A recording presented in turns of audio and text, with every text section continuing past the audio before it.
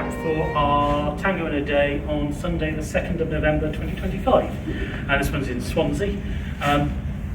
So we started off in the usual way with teaching about Tango posture, so feet in a slight V shape, heels comfortably together, leaning forward and flexing the knees. Go into an embrace, which can either be close when there's contact in the chest area or open, with the left hand for the leader comes inside, follower's hand resting on top, her elbow facing down.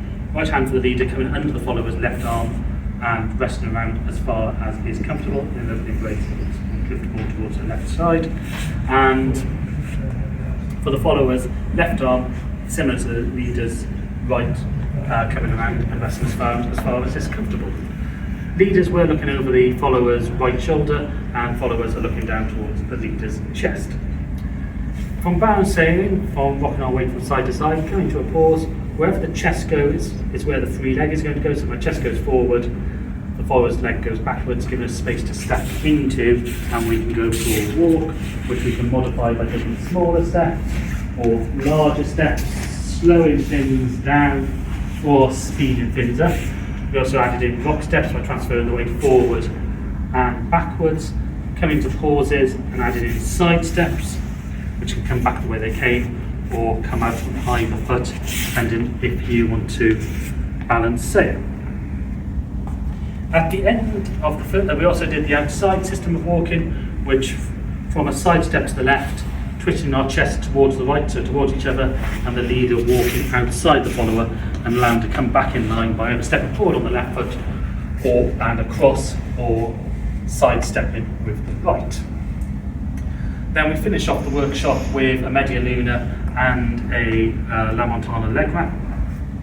So on the side step, stepping outside of the right foot. For leaders, we can put ourselves into a back cross. As we twist our chest to the left, this will cause the follower to side step.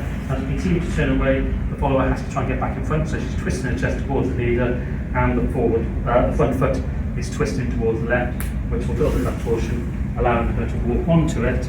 And if, as I do this unfurling, if I sink down and come up, I can bring the follower's leg, so I take towards the camera, up into this leg wrap position. And then to come out of that, if I just relax the embrace back down, she will drop the leg back down.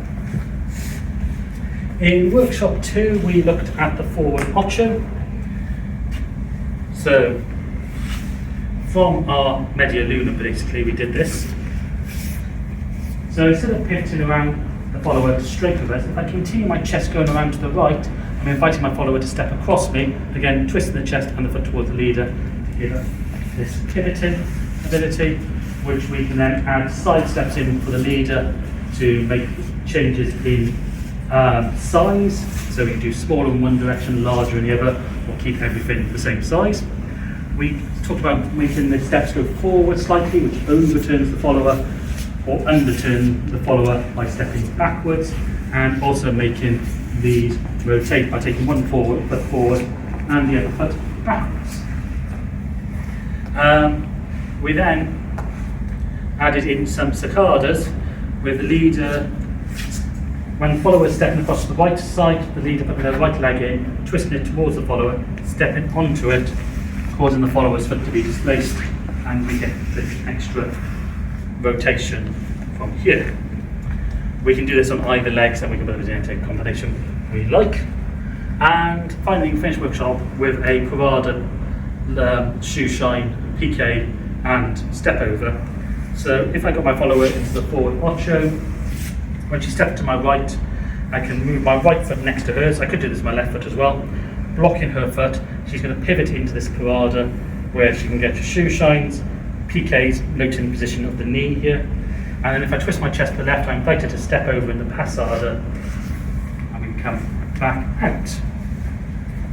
After lunch, we had workshop 3, which was back ochos, with ganchos and planeos and boleos.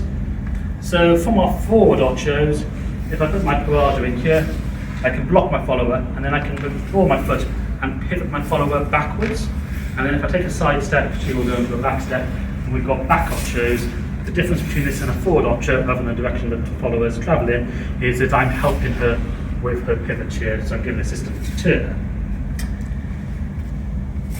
When she's stepping across to my right, if I move my right foot between her legs, like I would with a Sacada, step onto it and displace the leg up into this Castrigada Boleo.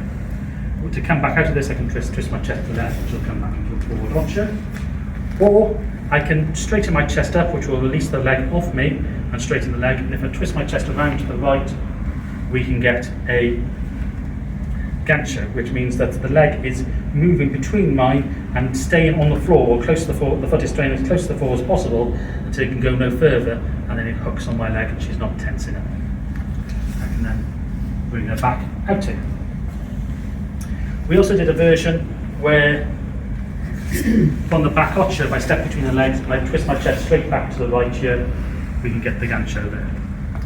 From either the Boleo or the Gancho, if I twist my chest to the left, sink her down and walk backwards around her, we have this planeo in a calcita. If I put my left leg in between, bring it up to height, we have the leg wrap which we had earlier. And now we can unfill by twisting her chest to the right and locking her leg back up into a Boleo. And then finally in workshop 4 we had a request for more Boleos with a Volcada.